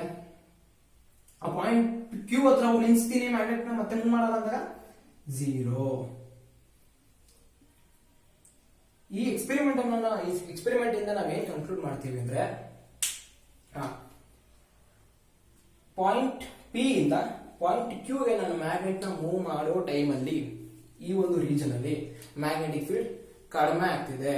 ಆ ಕಡಿಮೆ ಆಗೋ ಟೈಮಲ್ಲಿ ಮಾತ್ರ ಸರ್ಕ್ಯೂಟ್ ಅಲ್ಲಿ ಕರೆಂಟ್ ಕ್ರಿಯೇಟ್ ಆಗಿದೆ. ಆದ್ರೆ ಮುಂಚೆ ಈ ಡೈರೆಕ್ಷನ್ ಡಿಫ್ಲೆಕ್ಟ್ ಆಗಿತ್ತು ಮ್ಯಾಗ್ನೆಟ್ ನ ನಾವು ಹತ್ರ ತಗೊಂಡ್ಬಂದಾಗ. ಬಟ್ ಈಗ ಮ್ಯಾಗ್ನೆಟ್ ನ ದೂರ ತಗೊಂಡ್ ಹೋಗ್ತಿದ್ವಿ, ಅದೇ ಸರ್ಕ್ಯೂಟ್ ಅಲ್ಲಿ ಅಂದ್ರೆ ಈ ಒಂದು ಗ್ಯಾಲೋಮೀಟರ್ ಅಲ್ಲಿ ಡಿಫ್ಲೆಕ್ಷನ್ ಆಪೋಸಿಟ್ ಬಂದಿದೆ. ಅಂದ್ರೆ ನಾವು ಮ್ಯಾಗ್ನೆಟ್ ನ ಹತ್ರ ತಗೊಂಡ್ಬಂದಾಗ ಒಂದು ಕಾಯಿಲ್ ಅಲ್ಲಿ ಕರೆಂಟ್ ಒಂದು ಡೈರೆಕ್ಷನ್ ಅಲ್ಲಿ ಇತ್ತು, ಅದಕ್ಕೆ ಡಿಫ್ಲೆಕ್ಷನ್ ಒಂದು ಡೈರೆಕ್ಷನ್ ಅಲ್ಲಿ ಇತ್ತು. ಬಟ್ ಈಗ ಮ್ಯಾಗ್ನೆಟ್ ನ ನಾವು ದೂರ ತಗೊಂಡು ಹೋಗ್ತಿದೀವಿ ಅಂದಾಗ ಸರ್ಕ್ಯೂಟ್ ಅಲ್ಲಿ ಕರೆಂಟ್ ಡೈರೆಕ್ಷನ್ ಚೇಂಜ್ ಆಗಿರುತ್ತೆ, ಆಪೋಸಿಟ್ ಆಗುತ್ತೆ. ಈಗ ಸರ್ಕ್ಯೂಟ್ ಅಲ್ಲಿ ಮುಂಚೆ ಹೀಗ್ ಫ್ಲೋ ಆಗ್ತಿತ್ತು ಅಂತ ಅನ್ಕೊಳ್ಳಿ, ಸೊ ಅದಕ್ಕೆ ಡಿಫ್ಲೆಕ್ಷನ್ ಈ ಕಡೆ ಇತ್ತು. ಬಟ್ ನಾನು ಮ್ಯಾಗ್ನೆಟ್ ನ ಆಪೋಸಿಟ್ ಡೈರೆಕ್ಷನ್ ಮಾಡ್ತೀನಿ, ಮುಂಚೆ ಹತ್ರ ತಗೊಂಡು ದೂರ ತಗೊಂಡ್ತೀನಿ, ಸರ್ಕ್ಯೂಟ್ ಅಲ್ಲಿ ಕರೆಂಟ್ ಡೈರೆಕ್ಷನ್ ಕೂಡ ಚೇಂಜ್ ಆಯ್ತು. ಸೊ ಈ ಒಂದು ಇದು ಗ್ಯಾಲೋಮೀಟರ್ ಅಲ್ಲಿ ಡಿಫ್ಲೆಕ್ಷನ್ ಆಪೋಸಿಟ್ ಆಯ್ತು. ಅಂದ್ರೆ ನಾವು ಎಲೆಕ್ಟ್ರಿಸಿಟಿಯನ್ನ ಕ್ರಿಯೇಟ್ ಮಾಡ್ತೀವಿ, ಆದ್ರೆ ಬ್ಯಾಟ್ರಿನ ಯೂಸ್ ಮಾಡಿಲ್ಲ. ಹೇಗೆ ಕ್ರಿಯೇಟ್ ಮಾಡಿದ್ವಿ? Magnetic field. ನಾವು ಮ್ಯಾಗ್ನೆಟ್ ನ ಯೂಸ್ ಮಾಡಿದೀವಿ ಅಂದ್ರೆ ಮ್ಯಾಗ್ನೆಟ್ ಇಂದ ಏನ್ ಸಿಗುತ್ತೆ? ಮ್ಯಾಗ್ನೆಟಿಕ್ ಫೀಲ್ಡ್ ಸಿಗುತ್ತೆ. ಸೊ ಮ್ಯಾಗ್ನೆಟಿಕ್ ಫೀಲ್ಡ್ ನ ಈ ಒಂದು ರೀಜನ್ ಅಲ್ಲಿ ಅಂದ್ರೆ ಇವತ್ತು ಕಾಯಿಲ್ ಹತ್ರ ಮ್ಯಾಗ್ನೆಟಿಕ್ ಫೀಲ್ಡ್ ನ ಚೇಂಜ್ ಮಾಡ್ತಾ ಹೋಗ್ತೀವಿ. May be increase, may be decrease. Increase ಆದ್ರೂ ಮಾಡ್ಬೋದು, ಡಿಕ್ರೀಸ್ ಆದ್ರೂ ಮಾಡ್ಬೋದು. ಇನ್ಕ್ರೀಸ್ ಆದ್ರೂ ಕರೆಂಟ್ ಮ್ಯಾಗ್ನೆಟಿಕ್ ಫೀಲ್ಡ್ ಇಂದ ಎಲೆಕ್ಟ್ರಿಸಿಟಿ ಕ್ರಿಯೇಟ್ ಆಗುತ್ತೆ, ಡಿಕ್ರೀಸ್ ಆದ್ರೂ ಕೂಡ ಎಲೆಕ್ಟ್ರಿಸಿಟಿ ಕ್ರಿಯೇಟ್ ಆಗುತ್ತೆ. ನಾನು ಮುಂಚೆನೆ ಹೇಳಿದೆ. ಹಾಗಾದ್ರೆ ಇದರಲ್ಲಿ ಎಂತಕ್ಕೆ ಕರೆಂಟ್ ಫ್ಲೋ ಆಗಬೇಕು? ಅಲ್ಲಿ ಮ್ಯಾಗ್ನೆಟಿಕ್ ಫೀಲ್ಡ್ ಇನ್ಕ್ರೀಸ್ ಆದ್ರೂ ಆಗಲಿ, ಡಿಕ್ರೀಸ್ ಆದ್ರೂ ಆಗಲಿ, ಇದಕ್ಕೇನು ಪ್ರಾಬ್ಲಮ್? ಕರೆಂಟ್ ಎಂದು ಕ್ರಿಯೇಟ್ ಆಗಬೇಕು ಅಂತ ಕೇಳಿದ್ರೆ, ಆ ಇನ್ಕ್ರೀಸ್ ಆಗೋ ಟೈಮ್ ಅಲ್ಲಿ ಅಥವಾ ಡಿಕ್ರೀಸ್ ಆಗೋ ಟೈಮ್ ಅಲ್ಲಿ ಈ ಒಂದು ಕಾಯಿಲ್ ಪಾಯಿಂಟ್ ಎ ಮತ್ತೆ ಪಾಯಿಂಟ್ ಬಿ ನಲ್ಲಿ ಪೊಟೆನ್ಶಿಯಲ್ ಡಿಫರೆನ್ಸ್ ಕ್ರಿಯೇಟ್ ಮಾಡುತ್ತೆ ಮ್ಯಾಗ್ನೆಟಿಕ್ ಫೀಲ್ಡ್. ಸೊ ಅದಕ್ಕೆ ಮುಂಚೆ ನಾನು ನಿಮಗೆ ಅದ್ರ ಬಗ್ಗೆ ಎಕ್ಸ್ಪ್ಲೈನ್ ಮಾಡಿದ್ದು. ಸೊ ಈ ಮ್ಯಾಗ್ನೆಟಿಕ್ ಫೀಲ್ಡ್ ಇನ್ಕ್ರೀಸ್ ಆದ್ರೂ ಆಗಲಿ, ಡಿಕ್ರೀಸ್ ಆದ್ರೂ ಆಗಲಿ, ಆ ಇನ್ಕ್ರೀಸ್ ಡಿಕ್ರೀಸ್ ಅಂದ್ರೆ indirect change, magnetic field change ಆಗೋ ಟೈಮ್ ಅಲ್ಲಿ ಈ ಒಂದು ವೈರ್ ಅಲ್ಲಿ ಪೊಟೆನ್ಶಿಯಲ್ ಡಿಫರೆನ್ಸ್ ಅನ್ನೋದು ಕ್ರಿಯೇಟ್ ಆಗುತ್ತೆ. ಪೊಟೆನ್ಶಿಯಲ್ ಡಿಫರೆನ್ಸ್ ಕ್ರಿಯೇಟ್ ಆದಾಗ ಎಲೆಕ್ಟ್ರಾನ್ಸ್ ಫ್ಲೋ ಆಗೇ ಆಗುತ್ತೆ. ಎಲೆಕ್ಟ್ರಾನ್ಸ್ ಫ್ಲೋ ಆಯ್ತು ಅಂದ್ರೆ ಎಲೆಕ್ಟ್ರಿಸಿಟಿ. ಅದೇ ರೀತಿ ನಾವು ಮ್ಯಾಗ್ನೆಟಿಕ್ ಫೀಲ್ಡ್ ಅನ್ನ ಯೂಸ್ ಮಾಡಿಕೊಂಡು ಈ ಕಾಯಿಲ್ ಅಲ್ಲಿ ಎಲೆಕ್ಟ್ರಿಸಿಟಿನ ಕ್ರಿಯೇಟ್ ಮಾಡಿದ್ವಿ. ಇದೊಂದು ಎಕ್ಸ್ಪೆರಿಮೆಂಟ್. ಈ ಎಲೆಕ್ಟ್ರೋಮ್ಯಾಗ್ನೆಟಿಕ್ ಇಂಡಕ್ಷನ್ ಅನ್ನೋದು ಕೂಡ ಇದೆ. ಇದನ್ನ ಡಿಸ್ಕಸ್ ಅಂದ್ರೆ ಇದನ್ನ ಇನ್ವೆಂಟ್ ಮಾಡಿದವರು ಮೈಕಲ್ ಫ್ಯಾರಡೆ ಅವರು.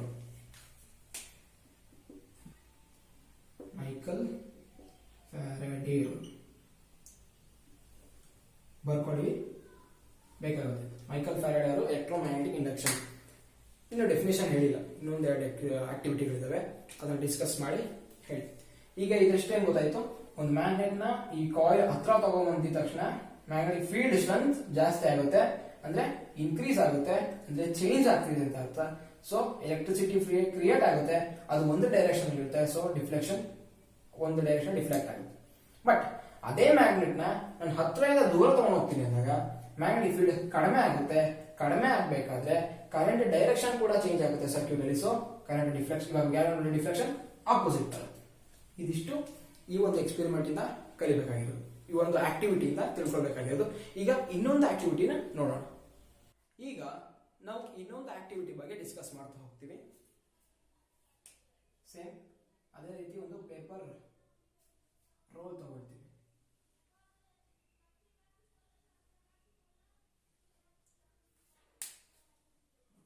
ಈ ಪೇಪರ್ ರೋಲ್ ಮೇಲೆ ವೈರ್ ನ ಬೈಂಡ್ ಮಾಡ್ತೀವಿ.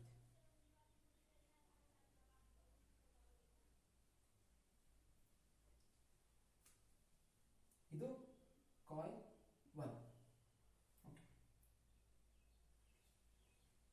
ಇಲ್ಲಿ ಇನ್ನೊಂದು ಕಾಯಿಲ್ ತಗೊಳ್ತೀವಿ.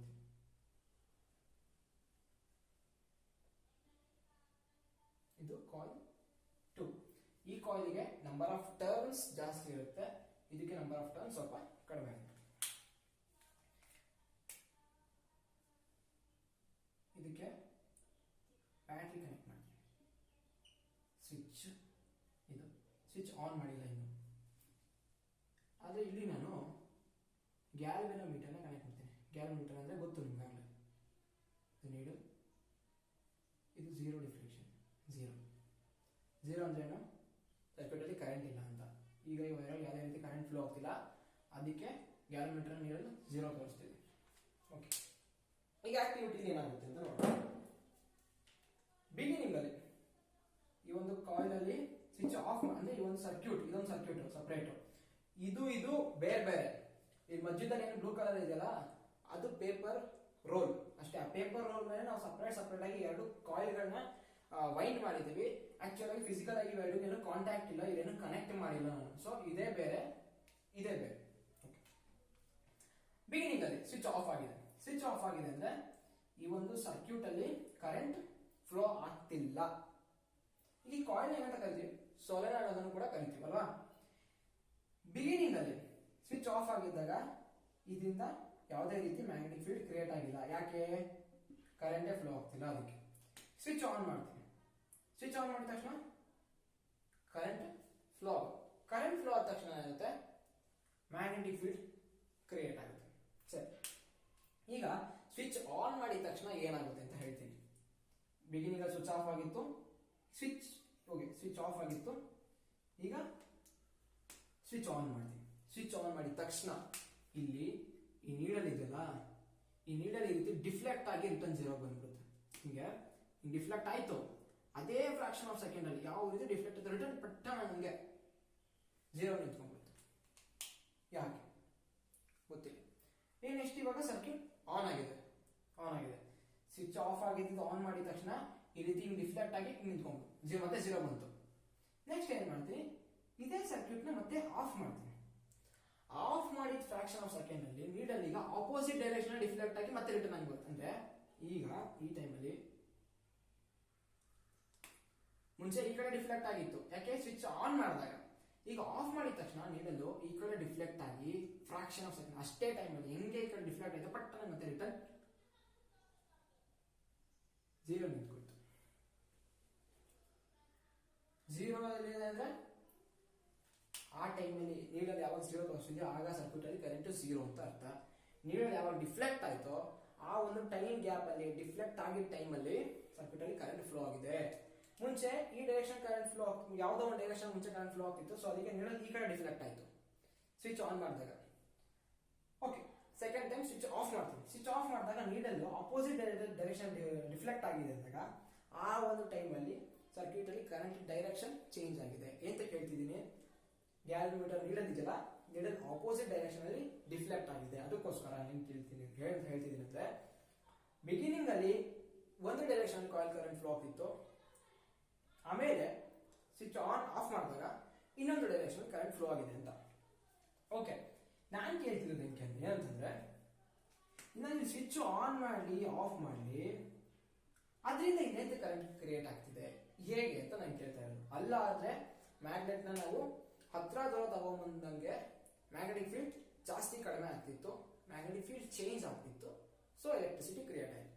ಆದ್ರೆ ಏನು ಬರೀ ಸ್ವಿಚ್ ಆನ್ ಆಫ್ ಮಾಡ್ತಾ ಇದೀವಿ, ಆದ್ರೆ ಇಲ್ಲಿ ಕರೆಂಟ್ ಮೊಮೆಂಟಲ್ಲಿ ಡಿಫ್ಲೆಕ್ಷನ್ ಅಂತ ಕರಿತೀವಿ. ಆ ಒಂದು ಟೈಮ್ ಅಲ್ಲಿ ಡಿಫ್ಲೆಕ್ಟ್ ರಿಟರ್ನ್ ಬಂದ್ಬಿಡುತ್ತೆ. ಆಫ್ ಮಾಡಿದಾಗ ರಿಟರ್ನ್ ಡಿಫ್ಲೆಕ್ಟ್ ಆಗಿ ಹಿಂಗ್ ಬಂದ್ಬಿಡುತ್ತೆ. ಅದನ್ನ ಮೊಮೆಂಟಲ್ಲಿ ಡಿಫ್ಲೆಕ್ಷನ್ ಅಂತ ಕರಿತೀವಿ. ಎಂತಕ್ಕೆ ಹಂಗೆ ನೋಡೋಣ.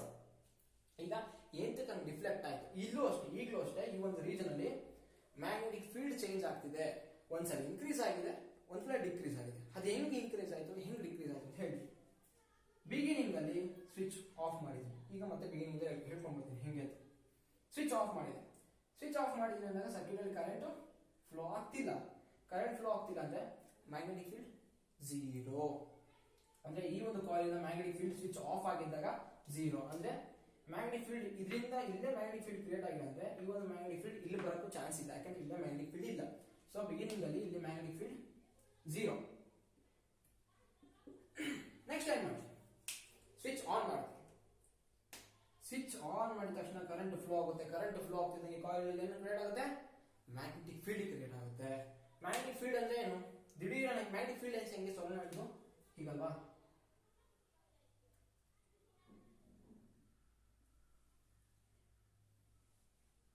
ಹೀಗೆ ಇನ್ನು ಜಾಸ್ತಿ ಫೀಲ್ಡ್ ಲೈನ್ಸ್ ಬರ್ತದೆ, ಇದಕ್ಕೆ ಇಂಟರ್ಸೆಕ್ಟ್ ಆಗಬಾರ್ದು. ಓಕೆ, ತಗೊಳ್ಳಿ ಹೀಗೆ ಸ್ವಿಚ್ ಆನ್ ಮಾಡಿದ ತಕ್ಷಣ ಏನ್ ಕ್ರಿಯೇಟ್ ಆಯ್ತು, ಮ್ಯಾಗ್ನೆಟಿಕ್ ಫೀಲ್ಡ್ ಕ್ರಿಯೇಟ್ ಆಯ್ತು. ಇವೆಲ್ಲ ಏನು, ಮ್ಯಾಗ್ನೆಟಿಕ್ ಫೀಲ್ಡ್ ಲೈನ್ಸ್. ಈ ಫೀಲ್ಡ್ ಲೈನ್ಸ್ ಎಲ್ಲ ಎಲ್ಲಿ ಎಂಟ್ರಿ ಆಗ್ತಿದೆ, ಈ ಒಂದು ಕಾಯಿಲ್ ಒಳಗಡೆ ಎಂಟ್ರಿ ಆಗ್ತಿದೆ.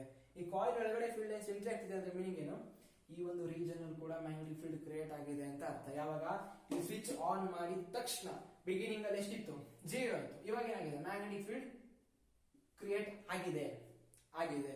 ಮುಂಚೆ 0 ಇತ್ತು, ಈಗ ಒಂದ್ ಸ್ವಲ್ಪ ಮ್ಯಾಗ್ನೆಟಿಕ್ ಫೀಲ್ಡ್ ಕ್ರಿಯೇಟ್ ಆಗಿದೆ. ಅಂದ್ರೆ 0 ಇಂದ ಒಂದ್ ಸ್ವಲ್ಪ ಮ್ಯಾಗ್ನೆಟಿಕ್ ಫೀಲ್ಡ್ ಕ್ರಿಯೇಟ್ ಆಗಿದೆ. ಸಾರಿ, 0 ಇಂದ ಒಂದ್ ಸ್ವಲ್ಪ ಮ್ಯಾಗ್ನೆಟಿಕ್ ಫೀಲ್ಡ್ ಕ್ರಿಯೇಟ್ ಆಗಿದೆ ಅಂದ್ರೆ ಮ್ಯಾಗ್ನೆಟಿಕ್ ಫೀಲ್ಡ್ ಚೇಂಜ್ ಆಗಿದೆ. ಈ ಒಂದು ರೀಸನ್ ಮುಂಚೆ ಏನೂ ಇರಲಿಲ್ಲ, ಮ್ಯಾಗ್ನೆಟಿಕ್ ಫೀಲ್ಡ್ 0. ಬಟ್ ಈಗ ಸ್ವಿಚ್ ಆನ್ ಮಾಡಿದ ತಕ್ಷಣ ಆ ಒಂದು ಫ್ರಾಕ್ಷನ್ ಆಫ್ ಸೆಕೆಂಡ್ ಅಲ್ಲಿ, ಆ ಒಂದು ಟೈಮ್ ಗ್ಯಾಪ್ ಅಲ್ಲಿ ಏನ್ ಮ್ಯಾಗ್ನೆಟಿಕ್ ಫೀಲ್ಡ್ ಕ್ರಿಯೇಟ್ ಆಗಿದೆ ಅಂದ್ರೆ ಮ್ಯಾಗ್ನೆಟಿಕ್ ಫೀಲ್ಡ್ ಇನ್ಕ್ರೀಸ್ ಆಗಿದೆ. ಹೆಂಗೆ ಇನ್ಕ್ರೀಸ್? ಮುಂಚೆ ಏನೂ ಇರಲಿಲ್ಲ, ಸ್ವಿಚ್ ಆನ್ ಮಾಡಿದ ಗ್ಯಾಪ್ ಅಲ್ಲಿ ಮ್ಯಾಗ್ನೆಟಿಕ್ ಫೀಲ್ಡ್ ಕ್ರಿಯೇಟ್ ಆಯ್ತು ಅಂದ್ರೆ ಮ್ಯಾಗ್ನೆಟಿಕ್ ಫೀಲ್ಡ್ ಇನ್ಕ್ರೀಸ್ ಆಗಿದೆ.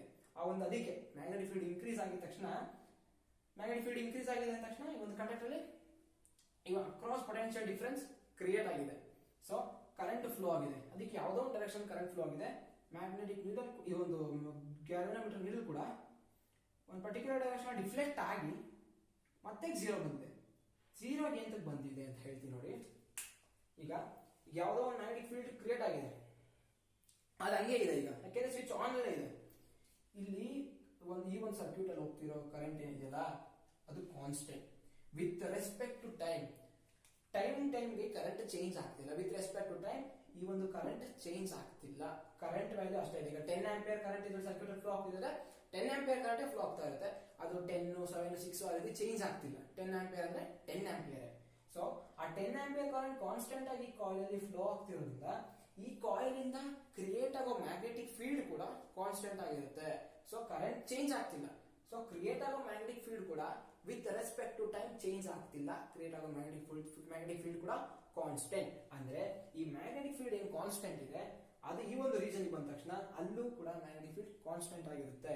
ಯಾವಾಗ ಸ್ವಿಚ್ ಆನ್ ಮಾಡಿದ ಮೇಲೆ. ಬಟ್ ಸ್ವಿಚ್ ಆನ್ ಮಾಡಿದ ತಕ್ಷಣ ಏನಾಗುತ್ತೆ, ಮುಂಚೆ 0 ಇತ್ತು, ಆನ್ ಮಾಡಿದ ತಕ್ಷಣ ಸಮ್ ಮ್ಯಾಗ್ನೆಟಿಕ್ ಫೀಲ್ಡ್ ಕ್ರಿಯೇಟ್ ಆಯ್ತು. ಅಂದ್ರೆ 0 ಟು ಒಂದಿಷ್ಟು ವ್ಯಾಲ್ಯೂ ಮ್ಯಾಗ್ನೆಟಿಕ್ ಫೀಲ್ಡ್ ಕ್ರಿಯೇಟ್ ಆಯ್ತು. ಅಂದ್ರೆ ಆ ಒಂದು ಟೈಮ್ ಗ್ಯಾಪ್ ಅಲ್ಲಿ 0 ಇಂದ ಒಂದು ಸರ್ಟೈನ್ ವ್ಯಾಲ್ಯೂಗೆ ಮ್ಯಾಗ್ನೆಟಿಕ್ ಫೀಲ್ಡ್ ಇನ್ಕ್ರೀಸ್ ಆಯ್ತು. ಆ ಟೈಮ್ ಗ್ಯಾಪ್ 0 ಟು ಒಂದು ಸ್ವಲ್ಪ ಮ್ಯಾಗ್ನೆಟಿಕ್ ಫೀಲ್ಡ್ ಜಾಸ್ತಿ ಆಗುತ್ತಲ್ಲ, ಆ ಗ್ಯಾಪ್ ಅಲ್ಲಿ ಸರ್ಕ್ಯೂಟ್ ಅಲ್ಲಿ ಕರೆಂಟ್ ಫ್ಲೋ ಆಗುತ್ತೆ. ಆಮೇಲೆ ಏನಾಗುತ್ತೆ, ಮ್ಯಾಗ್ನೆಟಿಕ್ ಫೀಲ್ಡ್ ಅಷ್ಟೇ ಇರುತ್ತೆ ನೋಡಿ, ಫೀಲ್ಡ್ ಲೈನ್ಸ್ ಅಷ್ಟೇ ಇದೆ. ಅಂದ್ರೆ ಮ್ಯಾಗ್ನೆಟಿಕ್ ಫೀಲ್ಡ್ ಆ ಟೈಮ್ ಅಲ್ಲಿ ಕಾನ್ಸ್ಟೆಂಟ್ ಆಗಿರುತ್ತೆ. ಕಾನ್ಸ್ಟೆಂಟ್ ಆಗಿದ್ರೆ ಕರೆಂಟ್ ಕ್ರಿಯೇಟ್ ಆಗಿಲ್ಲ. ಸೊ ಕರೆಂಟ್ ಕ್ರಿಯೇಟ್ ಆಗಿಲ್ಲ ಅಂದ್ರೆ ಏನು, ಗ್ಯಾಲ್ವನೋಮೀಟರ್ ನೀಡಲ್ 0 ಡಿಫ್ಲೆಕ್ಷನ್ ತೋರಿಸುತ್ತೆ.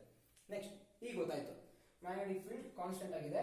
ಸ್ವಿಚ್ ಆನ್ ಮಾಡಿದ ಮೇಲೆ ಅದಕ್ಕೆ ಡಿಫ್ಲೆಕ್ಷನ್ 0 ಇದೆ. ನೆಕ್ಸ್ಟ್ ಏನು, ಸ್ವಿಚ್ ಆನ್ ಮಾಡೋದಕ್ಕೂ ಮತ್ತೆ ಡಿಫ್ಲೆಕ್ಟ್ ಆಗೋದಕ್ಕೂ ಏನ್ ಸಂಬಂಧ? ಸ್ವಿಚ್ ಆಫ್ ಮಾಡ್ತೀವಿ. ಈಗ ಸ್ವಿಚ್ ಆನ್ ಅಲ್ಲಿ ಇದೆ, ಈ ಒಂದು ರೀಜನ್ ಅಲ್ಲಿ ಒಂದಿಷ್ಟು ಮ್ಯಾಗ್ನೆಟಿಕ್ ಫೀಲ್ಡ್ ಇದೆ. ಯಾಕೆಂದ್ರೆ ಫೀಲ್ಡ್ ಲೈನ್ಸ್ ಎಲ್ಲ ಎಂಟ್ರಿ ಆಗಿದೆ ನೋಡಿ, ಈಗೆಲ್ಲ ಫೀಲ್ಡ್ ಲೈನ್ಸ್ ಎಲ್ಲ ಎಂಟ್ರಿ ಆಗಿರುತ್ತೆ.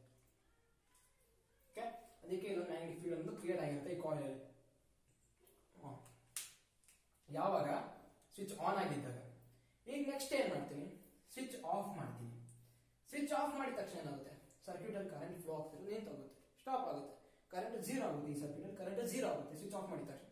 ಕರೆಂಟ್ 0 ಆಯ್ತು ಅಂದ್ರೆ ಏನು, ಇದರಿಂದ ಕ್ರಿಯೇಟ್ ಆಗ್ತಿರೋ ಮ್ಯಾಗ್ನೆಟಿಕ್ ಫೀಲ್ಡ್ 0. ಕರೆಂಟೇ ಇಲ್ಲ ಕ್ರಿಯೇಟ್ ಮಾಡೋದಕ್ಕೆ ಮ್ಯಾಗ್ನೆಟಿಕ್ ಫೀಲ್ಡ್ ಅಂದ್ರೆ ಈ ಒಂದು ಕಾಯಿಲ್ ಮ್ಯಾಗ್ನೆಟಿಕ್ ಫೀಲ್ಡ್ ಹೆಂಗ್ ಕ್ರಿಯೇಟ್ ಮಾಡುತ್ತೆ, ಕ್ರಿಯೇಟ್ ಮಾಡಲ್ಲ. ಆ ಒಂದು ಫ್ರಾಕ್ಷನ್ ಆಫ್ ಸೆಕೆಂಡ್ ಅಂದ್ರೆ ಯಾವಾಗ ಸ್ವಿಚ್ ಆಫ್ ಮಾಡಿದ ತಕ್ಷಣ ಈ ಮ್ಯಾಗ್ನೆಟಿಕ್ ಫೀಲ್ಡ್ ಲೈನ್ಸ್ ಅಲ್ಲಿ ರಿಟರ್ನ್ ಹೋಗ್ಬಿಡುತ್ತೆ.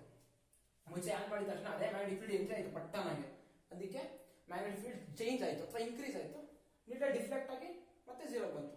ಬಟ್ ಈಗ ಏನಾಗುತ್ತೆ, ಸ್ವಿಚ್ ಆಫ್ ಮಾಡಿದ ತಕ್ಷಣ ಮ್ಯಾಗ್ನೆಟಿಕ್ ಫೀಲ್ಡ್ 0 ಆಗುತ್ತೆ. ಈ ಮ್ಯಾಗ್ನೆಟಿಕ್ ಫೀಲ್ಡ್ ಲೈನ್ಸ್ ಎಲ್ಲ ರಿಟರ್ನ್ ಬಂದ್ಬಿಡುತ್ತೆ. ಅಂದ್ರೆ ಮುಂಚೆ ಈಗ ಆಫ್ ಮಾಡೋ ಟೈಮಲ್ಲಿ ಒಂದ್ ಸ್ವಲ್ಪ ಮ್ಯಾಗ್ನೆಟಿಕ್ ಫೀಲ್ಡ್ ಇತ್ತು, ಸ್ವಿಚ್ ಆಫ್ ಮಾಡಿದೆ. ಆಫ್ ಮಾಡಿದ ತಕ್ಷಣ ಮ್ಯಾಗ್ನೆಟಿಕ್ ಫೀಲ್ಡ್ ಎಲ್ಲ ಹೊಂಟೋಗುತ್ತೆ, ಮ್ಯಾಗ್ನೆಟಿಕ್ ಫೀಲ್ಡ್ ಲೈನ್ಸ್ ಎಲ್ಲ ಹೊಂಟೋಗುತ್ತೆ. ಅಂದ್ರೆ 0 ಆಯ್ತು. ಒಂದ್ ಸ್ವಲ್ಪ ಮುಂಚೆ ಮ್ಯಾಗ್ನೆಟಿಕ್ ಫೀಲ್ಡ್ ಇತ್ತು, 0 ಆಯ್ತು. ಅಂದ್ರೆ ಮ್ಯಾಗ್ನೆಟಿಕ್ ಫೀಲ್ಡ್ ಏನಾಗಿದೆ, ಡಿಕ್ರೀಸ್ ಆಗಿದೆ. ಸೊ ಈಗ ಮ್ಯಾಗ್ನೆಟಿಕ್ ಫೀಲ್ಡ್ ಡಿಕ್ರೀಸ್ ಆಗಿದೆ. ಅದಕ್ಕೆ ಈ ಡಿಕ್ರೀಸ್ ಆಗಿರೋದಕ್ಕೆ ಈ ಗ್ಯಾಲ್ವನೋಮೀಟರ್ ಅಲ್ಲಿ ನೀಡಲ್ ಆಪೋಸಿಟ್ ಡೈರೆಕ್ಷನ್ ಡಿಫ್ಲೆಕ್ಟ್ ಆಗಿದೆ. ಮುಂಚೆ ಇನ್ಕ್ರೀಸ್ ಆಗಿತ್ತು, ಅದಕ್ಕೆ ಈ ಡೈರೆಕ್ಷನ್ ಡಿಫ್ಲೆಕ್ಟ್ ಆಯಿತು ಮತ್ತೆ ರಿಟರ್ನ್ ಬಂತು. ಬಟ್ ಈಗ ಸ್ವಿಚ್ ಆಫ್ ಮಾಡಿದ ತಕ್ಷಣ ಡಿಕ್ರೀಸ್ ಆಗಿದ್ರೆ ಆಪೋಸಿಟ್ ಡೈರೆಕ್ಷನ್ ಡಿಫ್ಲೆಕ್ಟ್ ಆಗಿ ಮತ್ತೆ 0 ಹೋಗಿ ನಿಂತ್ಕೊಟ್ಟು. ಇಷ್ಟೇ. ಬಿಗಿನಿಂಗ್ ಅಲ್ಲಿ ಕರೆಂಟ್ ಒನ್ ಡೈರೆಕ್ಷನ್ ಇಂಡ್ಯೂಸ್ ಆಗಿತ್ತು ಅದರಲ್ಲಿ, ಅದಕ್ಕೆ ನೀಡಲ್ ಒನ್ ಡೈರೆಕ್ಷನ್ ಡಿಫ್ಲೆಕ್ಟ್ ಆಗಿತ್ತು. ಆಮೇಲೆ ಸ್ವಿಚ್ ಆಫ್ ಮಾಡಿದ ತಕ್ಷಣ ಆ ಒಂದು ಸರ್ಕ್ಯೂಟ್ ಕರೆಂಟ್ ಡೈರೆಕ್ಷನ್ ಚೇಂಜ್ ಆಗುತ್ತೆ. ಸೊ ಗ್ಯಾಲ್ವನೋಮೀಟರ್ ನೀಡಲ್ ಡೈರೆಕ್ಷನ್ ಕೂಡ ಚೇಂಜ್ ಆಗುತ್ತೆ. ಅಂದ್ರೆ ಓವರ್ ಆಗಿ ಏನಂತ ಹೇಳ್ಬೋದು ಅಂದ್ರೆ, ನಾನು ಮುಂಚೆ ನಿಮ್ಗೆ ಎಕ್ಸ್ಪ್ಲೈನ್ ಮಾಡಿದ್ನಲ್ಲ ಆಕ್ಟಿವಿಟಿ, ಅದರಲ್ಲಿ ಒಂದು ಪಾಯಿಂಟ್ ಹೇಳೋದನ್ನ ಮಿಸ್ ಮಾಡಿದ್ದೆ.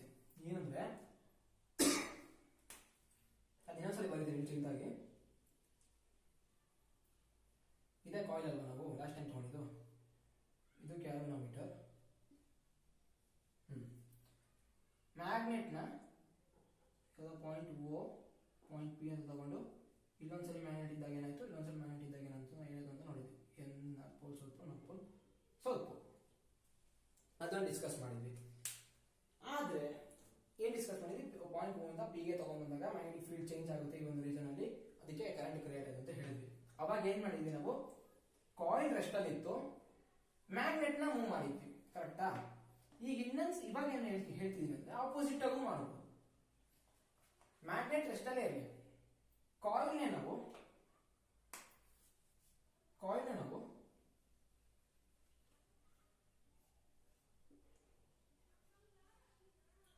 ಇದೇ ಪಾಯಿಂಟ್ ಪಿ ಅಂತ ಕರಿತೀನಿ, ಇದನ್ನ ಕ್ಯೂ ಅಂತ ಕರಿತೀನಿ, ಇದು ಯಾವುದೋ ಒಂದು ಪಾಯಿಂಟ್ ಓ ಅಂತ ಕರಿತೀನಿ. ಓಕೆನಾ? ಓಕೆ, ಇದು ಪಿ ಕ್ಯೂ ನ ನೋಡಬೇಡಿ, ಅಳಿಸ್ಬಿಡ್ತೀವಿ. ಮುಂಚೆ ಕಾಯಿಲ್ ಇಲ್ಲಿತ್ತು, ಮ್ಯಾಗ್ನೆಟ್ ಅಲ್ಲಿತ್ತು, ಇದರಿಂದ ಮ್ಯಾಗ್ನೆಟಿಕ್ ಫೀಲ್ಡ್ ಇಲ್ಲಿ ಸ್ವಲ್ಪ ಕಡಿಮೆ ಇತ್ತು. ಈ ಕಾಯಿಲ್ ಮೂವ್ ಮಾಡ್ತೀನಿ ನಾನು, ಈ ಪಾಯಿಂಟ್ ಕ್ಯೂ ಅಂತ ಕರಿತೀನಿ.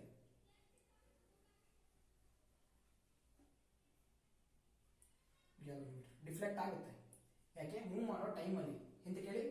ಅವಾಗಲೇ ನಾವು ಮ್ಯಾಗ್ನೆಟ್ನೇ ಮೂವ್ ಮಾಡಿದ್ವಿ, ಆದ್ರೆ ಈ ಸಲ ನಾವು ಮ್ಯಾಗ್ನೆಟ್ ಮೂವ್ ಮಾಡಿದಿಲ್ಲ, ಕಾಯಿಲ್ನೇ ಮೂವ್ ಮಾಡ್ತಿದೀವಿ. ಕಾಯಿಲ್ ಪಿ ಇಂದ ಕ್ಯೂ ತಗೊಂಡಾಗ ಮ್ಯಾಗ್ನೆಟಿಕ್ ಫೀಲ್ಡ್ ಲೈನ್ಸ್ ಏನು ಎಂಟ್ರಿ ಆಗ್ತಿತ್ತಲ್ಲ, ಮ್ಯಾಗ್ನೆಟಿಕ್ ಫೀಲ್ಡ್ ಲೈನ್ಸ್ ಎಂಟ್ರಿ ಆಗ್ತಿರೋದು ಜಾಸ್ತಿ ಆಗುತ್ತೆ ಈಗ. ಸೊ ಕ್ಯೂ ಹತ್ರ ತಂದು ನಿಲ್ಸಿದ್ಮೇಲೆ ಡಿಫ್ಲೆಕ್ಷನ್ 0 ಆಗುತ್ತೆ. ಬಟ್ ತಗೊಂಡ್ಬರ್ತಿರೋ ಟೈಮ್ ಗ್ಯಾಪ್ ಅಲ್ಲಿ ಪಿ ಇಂದ ಕ್ಯೂ ತಗೊಂಡ್ಬರ್ತಿದ್ದೀನಿ ಅಂದಾಗ ಡಿಫ್ಲೆಕ್ಟ್ ಆಗ್ತಾ ಇರುತ್ತೆ. ಪಿ ಕ್ಯೂ ಹತ್ರ ನಿಂತ್ಕೊಂಡ ತಕ್ಷಣ ಡಿಫ್ಲೆಕ್ಷನ್ 0. ಹಂಗೆ ಬೇರೆ ಇನ್ನೊಂದು ಪಾಯಿಂಟ್ ತಗೊಂಡು ಮೂವ್ ಮಾಡಿದಾಗ ಡಿಫ್ಲೆಕ್ಟ್ ಆಗುತ್ತೆ. ಅಂದ್ರೆ ಏನಂತ ಹೇಳ್ಬೋದು ಅಂದ್ರೆ, ಈ ಒಂದು ಕಾಯಿಲ್ ಅಲ್ಲಿ ಮ್ಯಾಗ್ನೆಟಿಕ್ ಫೀಲ್ಡ್ ಚೇಂಜ್ ಆಗ್ಬೇಕು ಅಷ್ಟೇ. ನಾವು ಮ್ಯಾಗ್ನೆಟ್ ನ ಮೂವ್ ಮಾಡ್ತೀವೋ ಅಥವಾ ಕಾಯಿಲ್ ಮೂವ್ ಮಾಡ್ತೀವೋ ಲೆಕ್ಕಕ್ಕೆ ಬರಲ್ಲ. ಒಟ್ಟಿನಲ್ಲಿ ಏನಾಗಬೇಕು, ಮ್ಯಾಗ್ನೆಟಿಕ್ ಫೀಲ್ಡ್ ಚೇಂಜ್ ಆಗಬೇಕು. ಅದು ಇನ್ಕ್ರೀಸ್ ಆದ್ರೂ ಆಗ್ಬೋದು, ಡಿಕ್ರೀಸ್ ಆದ್ರೂ ಆಗ್ಬೋದು. ಇನ್ಕ್ರೀಸ್ ಆದಾಗ ಒಂದು ಡೈರೆಕ್ಷನ್ ಕರೆಂಟ್ ಫ್ಲೋ ಆದರೆ, ಡಿಕ್ರೀಸ್ ಆದಾಗ ಅದರ ಆಪೋಸಿಟ್ ಡೈರೆಕ್ಷನ್ ಅಲ್ಲಿ ಸರ್ಕ್ಯೂಟ್ ಅಲ್ಲಿ ಕರೆಂಟ್ ಫ್ಲೋ ಆಗುತ್ತೆ. ಈಗ ಒಂದು ರೀಜನ್ ಅಲ್ಲಿ ಮ್ಯಾಗ್ನೆಟಿಕ್ ಫೀಲ್ಡ್ ಇತ್ತು, ಏನೋ ಒಂದು 2 ಟೆಸ್ಲಾ ಅಂತ ಹೇಳ್ತೀವಿ. ಟೆಸ್ಲಾ ಅಂದ್ರೆ ಮ್ಯಾಗ್ನೆಟಿಕ್ ಫೀಲ್ಡ್ ನ ಮೆಜರ್ ಮಾಡೋ ಯೂನಿಟ್. ಇದು ಈಗ ನಿಮ್ಮ ಒಂದು ಸಿಲೆಬಸ್ ಅಲ್ಲಿ ಇಲ್ಲ, ಮುಂದಕ್ಕೆ ಬರುತ್ತೆ, ಬಟ್ ನಿಮ್ಗೆ ಅರ್ಥ ಆಗ್ಬೇಕು ಅಂತ ಹೇಳಿದ್ರೆ 2 ಟೆಸ್ಲಾ. ಈಗ ನಾವು 2 ಮೀಟರ್ ಅಂತ ಹೇಳ್ತೀವಲ್ಲ, ಮೀಟರ್ ಅನ್ನೇನು ಲೆಂತ್ ನ ಮೆಷರ್ ಮಾಡೋದಕ್ಕೆ ಮೀಟರ್ ನ ಯೂಸ್ ಮಾಡ್ತೀವಿ. ಅದೇ ರೀತಿ ಟೆಸ್ಲಾ ಅನ್ನೋದನ್ನ ಮ್ಯಾಗ್ನೆಟಿಕ್ ಫೀಲ್ಡ್ ನ ಮೆಷರ್ ಮಾಡೋದಕ್ಕೆ ಯೂಸ್ ಮಾಡ್ತೀವಿ. ಓಕೆ, ಅದೊಂದು ಯೂನಿಟ್ ಅಂತ ತಿಳ್ಕೊಳ್ಳಿ, ಬೇರೆ ಏನು ಬೇಡ. 2 ಟೆಸ್ಲಾ ಇತ್ತು, 2 ಟೆಸ್ಲಾ ಇಂದ ಒಂದು 20 ಟೆಸ್ಲಾ ಇನ್ಕ್ರೀಸ್ ಆಯ್ತು. ಮ್ಯಾಗ್ನೆಟಿಕ್ ಫೀಲ್ಡ್ 2 ಇಂದ 20 ಇನ್ಕ್ರೀಸ್ ಆಯ್ತು ಅಂದಾಗ ಡಿಫರೆನ್ಸ್ ಎಷ್ಟು ಬಂತು? 18 ಟೆಸ್ಲಾ. ಬಟ್ ಅದೇ 2 ಟೆಸ್ಲಾನ 10 ಇನ್ಕ್ರೀಸ್ ಮಾಡಿದಾಗ ಡಿಫರೆನ್ಸ್ ಎಷ್ಟು? 8. ಅಂದ್ರೆ 2 ಇಂದ 20ಗೆ ಇನ್ಕ್ರೀಸ್ ಆದಾಗ ಸರ್ಕ್ಯೂಟ್ ಅಲ್ಲಿ ಕ್ರಿಯೇಟ್ ಆಗುತ್ತಲ್ಲ ಕರೆಂಟ್ ಐ, ಅದು ಜಾಸ್ತಿ ಇರುತ್ತೆ ವೆನ್ ಕಂಪೇರ್ ಟು ದಿಸ್. ಅಂದ್ರೆ ಈಗ ಇದರಲ್ಲಿ ಕ್ರಿಯೇಟ್ ಆಗೋ ಕರೆಂಟ್ ವ್ಯಾಲ್ಯೂ, ಈಗ ಕರೆಂಟ್ ಸುಮ್ಮನೆ ಅಂದಾಜಲ್ಲಿ ಹೇಳ್ತಾ ಇರೋದು, ಒಂದು 2 ಆಂಪಿಯರ್ ಕರೆಂಟ್ ಇಲ್ಲಿ ಫ್ಲೋ ಆಯ್ತು ಅಂದ್ರೆ ಇಲ್ಲಿ ಹತ್ತತ್ರ ಒಂದು 5 ಆಂಪಿಯರ್ ಕರೆಂಟ್ ಫ್ಲೋ ಕ್ರಿಯೇಟ್ ಆಗಿರ್ಬೋದು. ಹಂಗೆ ಒಂದು ಸರ್ಕ್ಯೂಟ್ ಅಲ್ಲಿ ಕ್ರಿಯೇಟ್ ಆಗುತ್ತೆ, ಈ ಒಂದು ಸರ್ಕ್ಯೂಟ್ ಅಲ್ಲಿ ಕ್ರಿಯೇಟ್ ಆಗುತ್ತಲ್ಲ ಕರೆಂಟು, ಆ ಕರೆಂಟ್ ಎಷ್ಟರಿಂದ ಎಷ್ಟಕ್ಕೆ ಚೇಂಜ್ ಆಯ್ತು, ಇನ್ಕ್ರೀಸ್ ಆದ್ರೂ ಆಗ್ಬೋದು, ಡಿಕ್ರೀಸ್ ಆದ್ರೂ ಆಗ್ಬೋದು. ಈಗ 20 ಇಂದಾನೆ 2ಗೆ ಡಿಕ್ರೀಸ್ ಮಾಡ್ತೀವಿ ಅಂತ ಅನ್ಕೊಳ್ಳಿ, ಆಗ್ಲೂ ಡಿಫರೆನ್ಸ್ ತಗೋಬೇಕು. 18 ಚೇಂಜಸ್ ಆಯ್ತು. ನಾವು ಇನ್ಕ್ರೀಸ್ ಆಗಲಿ ಡಿಕ್ರೀಸ್ ಆಗಲಿ ಮ್ಯಾಟರ್ ಅಲ್ಲ, ಬಟ್ ಚೇಂಜ್ ಆಗಬೇಕು. 18 ಟೆಸ್ಲಾ ಮ್ಯಾಗ್ನೆಟಿಕ್ 18 ಯೂನಿಟ್ಸ್ ಚೇಂಜ್ ಆಯ್ತು. ಆಗ್ಲೂ ಕೂಡ 5 ಯೂನಿಟ್ ಬಂದಿತ್ತು, 5 ಆಂಪಿಯರ್ ಕರೆಂಟ್, ಈಗಲೂ 5 ಆಂಪಿಯರ್ ಕರೆಂಟ್ ಫ್ಲೋ ಆಗುತ್ತೆ, ಬಟ್ ಡೈರೆಕ್ಷನ್ ಚೇಂಜ್ ಇರುತ್ತೆ. ಅದೇ 10 ಅವಾಗಲೇ 2 ಇಂದ 10ಗೆ, 10 ಇಂದ 2ಗೂ ಚೇಂಜ್ ಆಗ್ಬೋದು. ಆಗ ಎಷ್ಟು ಬಂತು ಅಂತ ಹೇಳಿದ್ರೆ 2 ಆಂಪಿಯರ್ ಕರೆಂಟ್ ಫ್ಲೋ ಆಯ್ತು. ಬಟ್ ಈ ಕರೆಂಟ್ ಫ್ಲೋ ಆಗಿದ್ದ ಆಪೋಸಿಟ್ ಡೈರೆಕ್ಷನ್ ಅಲ್ಲಿ ಇವಾಗ ಕರೆಂಟ್ ಫ್ಲೋ ಆಗುತ್ತೆ. ಅಂದ್ರೆ ಎಷ್ಟು ಕರೆಂಟ್ ಕ್ರಿಯೇಟ್ ಆಗುತ್ತೆ ಸರ್ಕ್ಯೂಟ್ ಅಲ್ಲಿ ಅನ್ನೋದು ನಾವು ಎಷ್ಟು ಚೇಂಜ್ ಮಾಡ್ತೀವಿ ಮ್ಯಾಗ್ನೆಟಿಕ್ ಫೀಲ್ಡ್ ಅನ್ನೋದ್ರ ಮೇಲೆ ಡಿಪೆಂಡ್ ಆಗಿರುತ್ತೆ. ಇಲ್ಲಿ ನೋಡಿದ್ವಿ ನಾವು ಕೆಲವೊಂದ್ಸಲಿ ಮ್ಯಾಗ್ನೆಟ್ನೇ ನಾವು ಕಾಯಿಲ್ ಹತ್ರ ತಗೊಂಡ್ಬರ್ಬೋದು, ಅಥವಾ ಕಾಯಿಲ್ನೇ ಮ್ಯಾಗ್ನೆಟ್ ಹತ್ರ ಮೂವ್ ಮಾಡ್ಬೋದು. ಇಂಡೈರೆಕ್ಟ್ ಆಗಿ ಏನ್ ಹೇಳ್ತೀವಿ, ಮ್ಯಾಗ್ನೆಟಿಕ್ ಫೀಲ್ಡ್ ನ ಚೇಂಜ್ ಮಾಡಬಹುದು, ಅಥವಾ ಮ್ಯಾಗ್ನೆಟಿಕ್ ಫೀಲ್ಡ್ ಅಷ್ಟೇ ಇರುತ್ತೆ, ಅದ್ರ ಹತ್ರ ನಾವು ಕಂಡಕ್ಟರ್ ನ ಹತ್ರ ದೂರ ಚೇಂಜ್ ಮಾಡಬಹುದು. ಹೆಂಗೆ ಅಂತ ಹೇಳಿ, ಕಂಡಕ್ಟರ್ ಅಲ್ಲೇ ಇರುತ್ತೆ, ಮ್ಯಾಗ್ನೆಟಿಕ್ ಫೀಲ್ಡ್ ಕ್ರಿಯೇಟ್ ಮಾಡೋ ಒಂದು ಸೋರ್ಸ್ ಇದು ಕಂಡಕ್ಟರ್. ಈಗ ಇದೇ ಕಾಯಿಲ್, ಇದು ಈ ಕಾಯಿಲ್ ಅಂತ ಅನ್ಕೊಳ್ಳಿ, ಇದು ಕಂಡಕ್ಟರ್, ಇದಕ್ಕೆ ಕ್ಯಾಲ್ಕುಲೇಟರ್ ಕನೆಕ್ಟ್ ಮಾಡಿದೀನಿ. ಇದೊಂದು ಸೋರ್ಸ್ ಏನು, ಮ್ಯಾಗ್ನೆಟಿಕ್ ಫೀಲ್ಡ್ ಕ್ರಿಯೇಟ್ ಮಾಡೋ ಸೋರ್ಸ್. ಇದು ಮ್ಯಾಗ್ನೆಟ್ ಆದ್ರೂ ಆಗಿರ್ಬೋದು ಅಥವಾ ಈ ರೀತಿ ಎಲೆಕ್ಟ್ರೋ ಮ್ಯಾಗ್ನೆಟ್ ಆದ್ರೂ ಆಗಿರ್ಬೋದು ಮಾಮೂಲಿ. ಇದರಿಂದ ನಾನು ಮ್ಯಾಗ್ನೆಟಿಕ್ ಫೀಲ್ಡ್ ನ ಚೇಂಜ್ ಮಾಡಬಹುದು. ಚೇಂಜ್ ಮಾಡಿದಾಗ್ಲೂ ಇಲ್ಲಿಗೆ ಅಸೋಸಿಯೇಟ್ ಆಗಿರೋ ಮ್ಯಾಗ್ನೆಟಿಕ್ ಫೀಲ್ಡ್ ಚೇಂಜ್ ಆಗುತ್ತೆ, ಆಗ್ಲೂ ಎಲೆಕ್ಟ್ರಿಸಿಟಿ ಕ್ರಿಯೇಟ್ ಆಗುತ್ತೆ. ಅದ್ರ ಬದಲು ಇದ್ರ ಮ್ಯಾಗ್ನೆಟಿಕ್ ಫೀಲ್ಡ್ ಚೇಂಜ್ ಮಾಡೋದೇ ಬೇಡ, ಇದಿಲ್ಲೇ ಇರಲಿ.